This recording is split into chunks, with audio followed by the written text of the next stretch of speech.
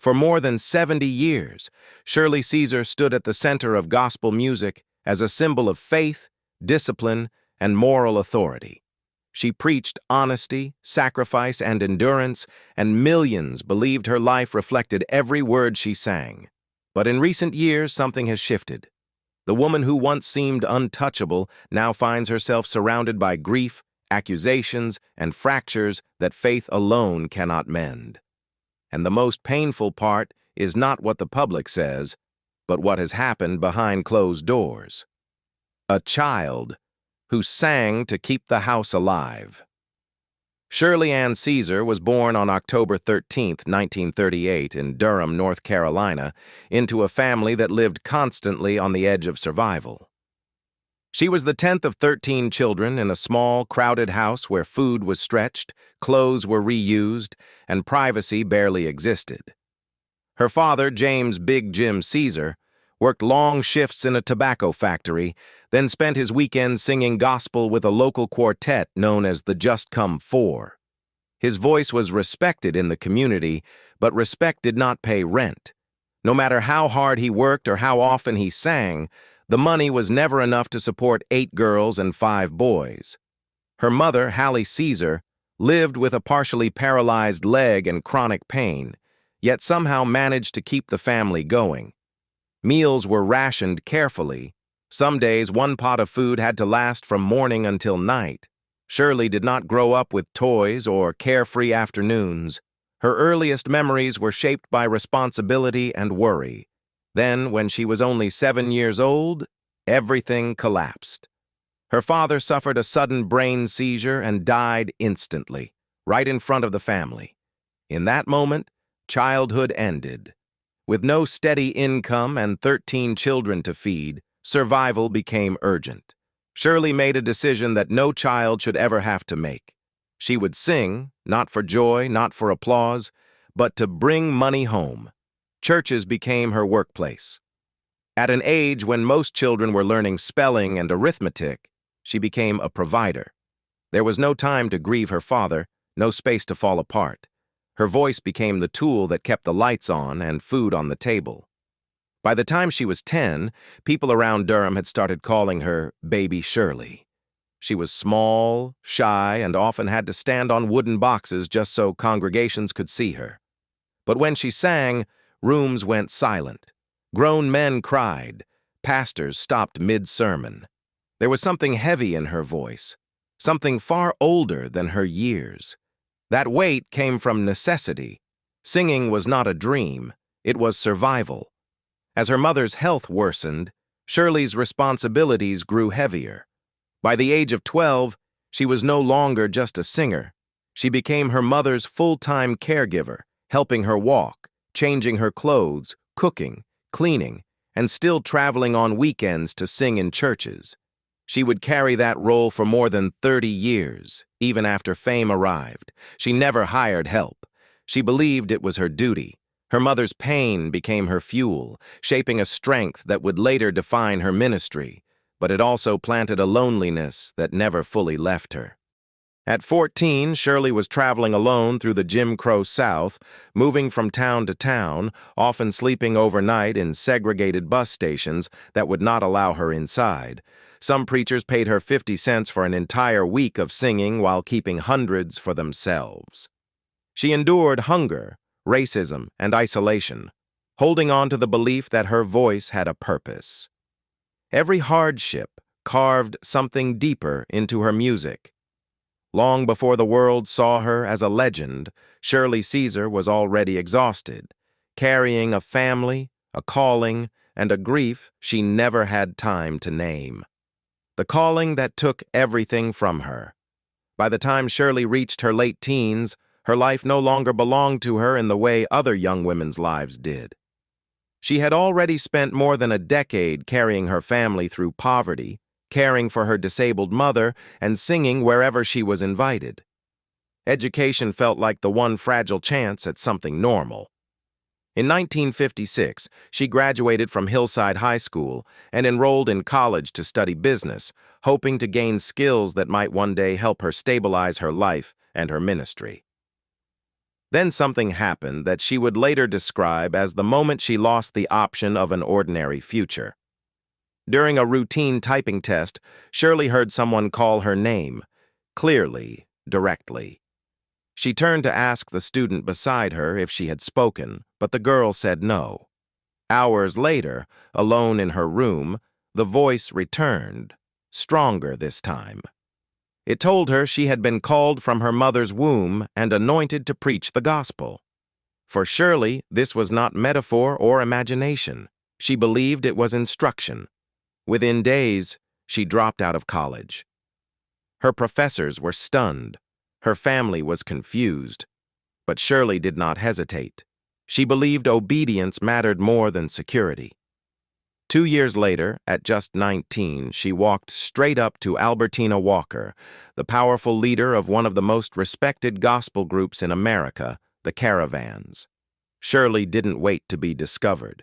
She introduced herself and told Walker she could sing every part. Then she proved it. When she joined the group, her presence was immediate and impossible to ignore. She didn't just sing notes. She moved, shouted, cried, and spoke directly to audiences in ways that broke traditional gospel structure. Some older musicians were uncomfortable. Audiences were electrified. The Caravans toured relentlessly, often performing more than 300 days a year across the Deep South. Success on stage did not translate into comfort off stage. Because of segregation, they were routinely turned away from hotels, forced to sleep on buses, and denied service at restaurants. White gospel groups performing similar circuits earned several times more money. The Caravans were paid a fraction of that. Shirley watched inequality up close, not just racial, but gendered. Male performers were given authority and higher pay. Women were expected to be grateful for exposure. Behind the applause, Shirley was still skipping meals, still exhausted, still sending money home, still caring for her mother whenever she returned. By the mid-1960s, frustration began to replace gratitude. Shirley wanted creative control, fair compensation, and respect for what she brought to the group. When she raised those concerns, the response was clear. The structure would not change. In 1966, Shirley made one of the most dangerous decisions of her life. She walked away. The gospel world reacted harshly. Industry voices said she would fail without a group. Magazines predicted her career would collapse. Even respected elders warned her that independence was not a place for a woman, especially a black woman, in gospel music. But Shirley trusted the same instinct that had guided her since childhood. She chose faith over safety. She signed a record contract that, at the time, was unprecedented for a black female gospel artist. Her debut solo album followed soon after, and it did not sound like anything else in the market. The songs were raw. They spoke openly about poverty, racism, doubt, and endurance. Critics were divided. Some said the material was too personal. Others said it wasn't religious enough. Shirley did not respond. She believed truth did not need defense. The public listened. Her audience grew, but the resistance did not fade. Promoters still paid men more. Producers tried to control her image. Marketing focused on her appearance rather than her voice. Even when she received major award recognition, it came late, and only after years of being passed over by systems that later admitted corruption. Shirley did not protest publicly. She absorbed the injustice and kept moving. By the early 1970s, she had become something rare, a gospel artist who crossed into mainstream consciousness without abandoning her message. That success came with backlash. Traditionalists accused her of blurring sacred boundaries. Shirley answered simply. She said she was still singing for God, even if the audience had changed. What few people noticed was the cost. The same woman who had carried her family through childhood was now carrying an entire industry's expectations on her back. She had gained influence, but not protection, and the pattern was already forming. Every time she built something powerful, something else in her personal life quietly broke. giving until there was nothing left to give. By the early 1970s, Shirley's voice had carried her far beyond the churches where she once sang to survive. But success did not soften her memories of hunger. In 1969, after watching a televised report about starving children during a Thanksgiving evening, something in her shifted. She was sitting at a full table, surrounded by comfort, while children just miles away were wasting away. That moment haunted her. She decided that singing alone was no longer enough. She began what would later be known as her outreach ministry, using her own concert income to provide food, clothing, and emergency help for families in need. At first, she pledged half of what she earned. Over time, that number grew. She refused government assistance, believing that ministry funded by her own labor carried moral clarity. Friends warned her she was risking everything. Some years, she borrowed against future performances just to keep the programs running. Financial security slipped further away, but she never publicly complained. As her charity work expanded, so did the pressure on her music. In the late 1970s, she again stepped into controversy by blending gospel with funk and soul. The album that followed reached audiences gospel music had rarely touched before. It sold in numbers she had never seen. Younger listeners embraced it. Older church leaders accused her of crossing lines. Shirley did not argue. She believed reaching people mattered more than approval. In 1983, at 44 years old, she finally allowed herself something personal. She married Bishop Harold Ivory Williams, a respected pastor and musician. For the first time, her life felt shared rather than carried alone. Together, they led a large congregation in Raleigh, balancing church leadership with her demanding travel schedule. Many assumed marriage would quiet her career. Instead, she continued singing and preaching, refusing to abandon either calling. That same year, tragedy nearly erased everything. During a winter tour, her bus slid on ice, leaving her badly injured. She later said she believed she had seen the other side before paramedics revived her. The experience stayed with her. It became the emotional foundation for one of her most requested songs, written not from imagination, but from survival. Through the 1980s, she stood firm during crises others avoided. When fear surrounded AIDS patients, she opened her church doors to them, offering care when many congregations turned away. Threats followed, members left. She remained unmoved. She believed love did not require permission. When grief turned into war. On July 4, 2014, while the country celebrated with fireworks and flags, Shirley Caesar's world collapsed in silence. Her husband of 31 years, Bishop Harold Ivory Williams, passed away at the age of 93. For Shirley, this was not just the loss of a spouse. He had been her partner in ministry, her musical collaborator, and the one place where her life finally felt shared instead of carried alone. After decades of standing strong for everyone else, she was suddenly alone again. The funeral drew thousands. Publicly, she remained composed. Privately, those close to her said the grief was crushing. She returned to the same Raleigh home without the man who had helped steady her through decades of pressure. But before she could even begin to process the loss, something far more painful began to unfold. Within months, conflict erupted over the estate. Bishop Williams's adult children, whom Shirley had helped raise and treated as her own, challenged her control over assets connected to both their personal property and the church. What began as quiet disagreement quickly hardened into legal confrontation. Accusations circulated. Motives were questioned.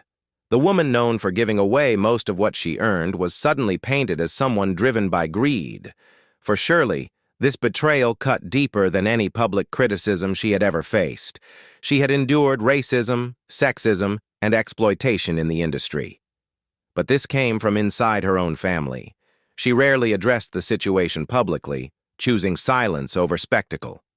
Friends later said that silence was not strength. It was heartbreak.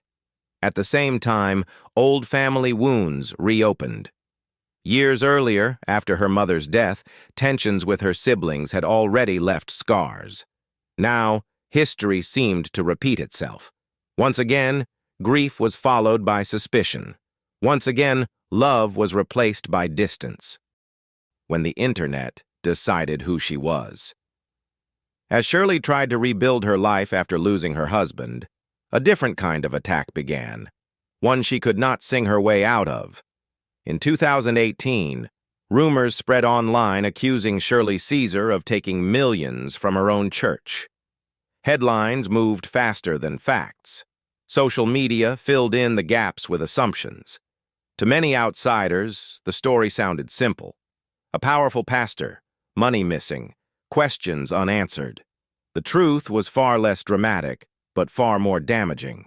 An independent financial audit later showed that church funds had been used as intended, with the vast majority going directly into ministry and community programs. In some cases, Shirley had even covered shortfalls with her own money. She was cleared. But by the time that information surfaced, the damage had already been done. Accusations lingered longer than corrections ever do. Then, the lies multiplied. False reports claimed she was dying.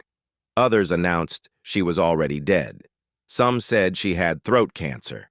Strangers showed up at her home with flowers, believing they were paying respects.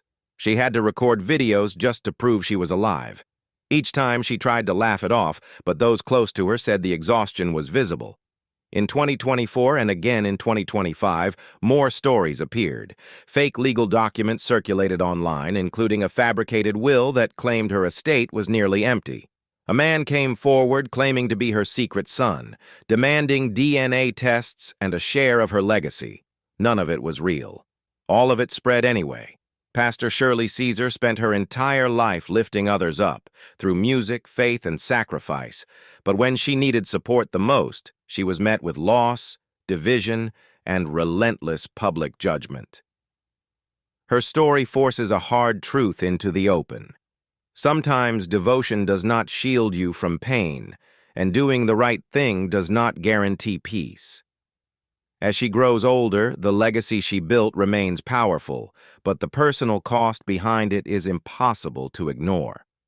Do you believe Shirley Caesar has been treated unfairly by the people and systems around her, especially in her later years? Let us know what you think in the comments below. And if you want more honest, in-depth stories like this, don't forget to like the video and subscribe to the channel.